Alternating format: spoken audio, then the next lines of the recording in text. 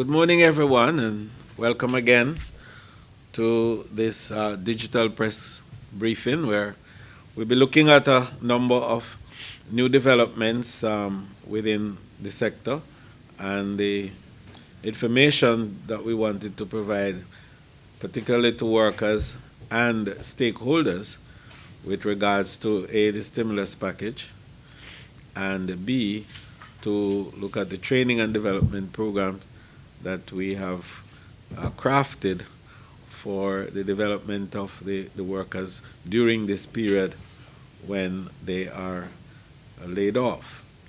I wanted to begin, in fact, by indicating that the Caribbean is being heavily impacted by the COVID-19 tourism fallout. As a matter of fact, the region is likely to lose some 62 billion US dollars in foreign exchange earnings this year, and some 2.4 million workers are being affected as we speak. The implications for that for the Caribbean economy is very, very dire, in fact. The hard core information that we have, and it's not a good one, but it's what we have, is that of the 18 countries of the CARICOM area, some 15 have tourism dependence of 30% and more. As a matter of fact, when I went through the listing, it pained me because it showed not only the contribution of tourism to the GDP of these countries, the highest one, of course, being the Virgin Islands at 73.1%, and everybody else running through 62% for St. Kitts and Nevis, 55.8 for Grenada, 44.7 for Belize, 44.7 for Antigua, 48.3 for Anguilla. And if we come down the line, we'd see Jamaica at 34.7%. The further implications now for employment is that 9 of these countries are showing unemployment impact of more than 30% as well. The highest impact being, of course, St. Kitts and Nevis at 60%, meaning to say 60% of the employment in that area is related to tourism. And then we have others like the Virgin Islands with 53%, Antigua with 44%, Anguilla with 51%, the Virgin Islands, Grenada with 51.6%, and if we come down the line to Jamaica, the aggregate share of employment is 31.5%, which means here the direct, indirect, and induced. The direct impact would be 9.7% in the case of Jamaica, but the indirect and induced would be 31.5%. And to look also at the share of receipts, that is the export earnings for tourism for each of the countries, and the percentage in relation to the gross earnings, we'll find again that the same pattern emerges, with Anguilla having the highest impact of 61.9%. I'm sorry, not Anguilla with the highest, Anguilla with the second highest, the highest being Bahamas with 65.2%, and then followed by Anguilla with 61%. And down the line, we'll see Jamaica at 59.9%.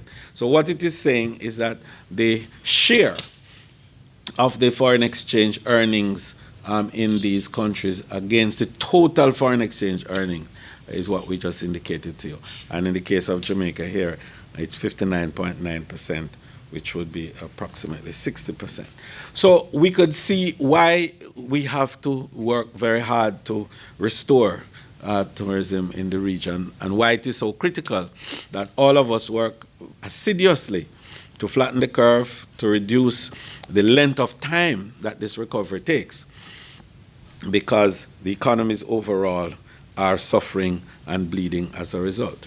Now, in our own case, we did a little further drilling just to give you a sense that immediately we looked at what our own direct employment is. I gave you a while ago the percentage, but in terms of the direct employment, 160,000 people are directly employed to tourism as we speak, and all of those are going to be impacted in one way or another by the stimulus package that we have just announced.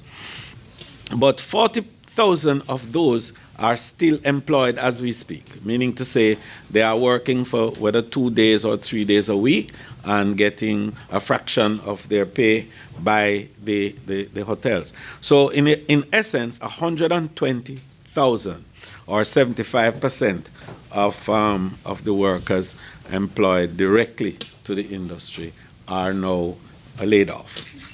And that's significant for us to consider when we are looking at how hard all of us have to work. And I wanted to make this point in this briefing that all of us have to work very hard to make sure that these unemployment figures that I'm indicating here hold only for a short period of time. Because the longer the period of time that it holds, is the more dire the straits will be that all of us are going to be in as a country. So when the health protocols are established and when the Prime Minister announces with regards to how we must act and behave to manage this COVID pandemic, we want everybody to take it seriously, every single soul to take it seriously and to respond appropriately and to make sure that you get your neighbors to respond as well, because not just you alone, but everybody around you. When we talk about social distance, yes, make sure that you maintain that. When we say stay at home, yes. When we say we're locking down an area, respect that. And it involves everybody, all layers of the society.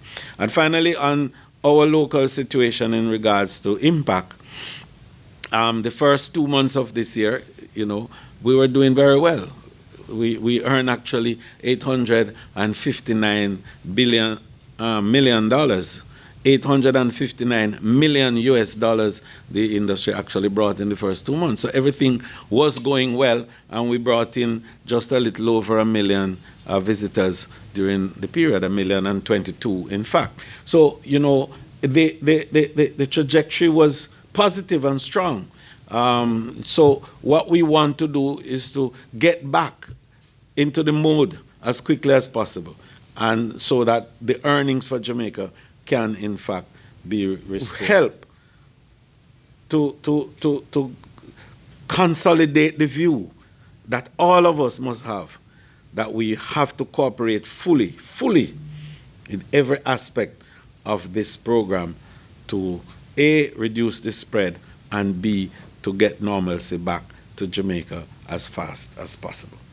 Now, to give further support to the sector, the ministry is announcing today that we will be offering, in the first instance, a 6-month moratorium on all the licenses and fees that are to be paid by the various entities relating to the industry. And I just wanted to outline, for the benefit of the audience, these entities. Resort cottages, apartments and guest houses and villas, those involving homestay arrangements that have to be licensed by us, car rentals, the bike rentals, the water sports people, the attractions, the domestic tours, the contract carriage, the craft traders, and places of interest, that need an approved letter from us, travel halls, and the various other categories that I have not indicated here, but who have to go through the JTB and or the TPDCO for licensing. The accumulative revenue that we forego for that 6-month period, which would end September, of this year will be $9.7 million. So this would give some level of reprieve and hopefully help with cash flow situations for a number of our partners out there. I want to make the point that this 6-month moratorium will be reviewed, depending, of course, on the length of time that it takes for us to recover and to get going. We're very concerned about that. The other key point that I wanted to make was that Professor Shirley has kindly consented to chair the cruise recovery program for COVID-19, and I wanted to announce that today because the panel that we have established is a very eminent one, which includes some of the best minds in the cruise sector, and we're hoping to have them begin to work as early as next Monday, so that we could start putting protocols in place, we could start engaging our partners to get that sector back on track as quickly as possible after the recovery. The what we call the land-based tourism, that is the bread and butter side of our tourism, that team, which I chair, will also start working on Monday. And it consists of all the key stakeholders and major players in the industry. And we're going to be working on a hard 2-week drive to get the framework of the recovery ready for first discussion. We are talking with a major international company to work with us in developing the technical aspect of the plan, and we are going to be taking that plan now to our partners overseas, our airline partners, or tour operators, and so on. So all of us will buy into this, because what we're trying to create is a new tourism after COVID-19. We recognize the changes that are going to take place. We recognize the primacy of health security in all of this, and also to ensure that our destination assurance is there, not just as a promise to the market that you'll be safe and secure when you come to Jamaica, but a promise to ourselves that we will make sure that all the citizens of Jamaica are safe and secure and are practicing the highest level of health protocols that is available. So those points I wanted to make. And finally, last week we announced the online training program, and that program will in fact now be launched next Wednesday at 2 o'clock. And already we have gotten interest and registration from a whole host of workers. And I've never seen a program that we've brought on board that has seen so much interest. Yesterday we had a virtual meeting with all the heads of hotels across Jamaica, involving also some of the HR leaders, and they showed a level of excitement for this program that I believe was most encouraging. So Carol Rose Brown, who heads the Jamaica Center for Tourism Innovation, and her team will lead off that program on Wednesday of next week. And it will cover a whole range of areas, not just training now in basic skills in the industry and supervisory skills and so on, but we're going to be putting a big focus on health protocols.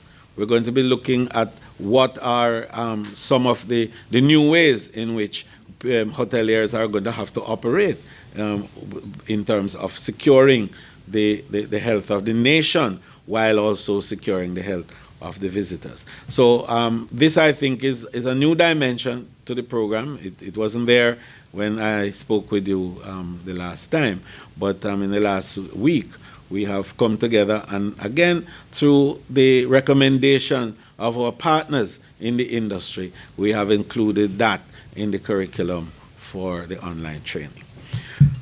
So I want to thank you for giving us some time this morning, and now we want to open for questions that you may have. So I ask first all the persons be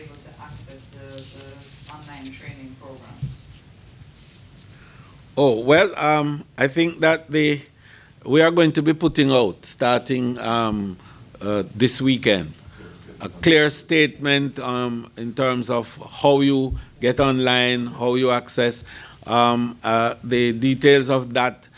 And as a matter of fact, it's going to be more than just a statement. We're going to have ads on television and on Facebook and all the social media with regards to that.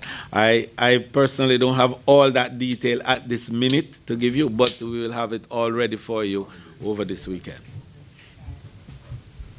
And most of the commentary we're receiving from social is not questions, it's just applause, apparently, and, good initiatives, especially where the online training is concerned. Yes. So they're ready to sign up. Well, we're getting very positive reviews from the social media players this morning on much of what is being said.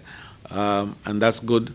But I'd love to hear from you any concerns that you may have, also any questions, so we can move on from this briefing pretty confident that we are all at one and we're going out there to make this thing happen and to beat this COVID-19 virus and send it back from where it came. Our team members are at home and to be able to provide the necessary skills that we require. It is normally so difficult to do in the normal working day and in the working environment.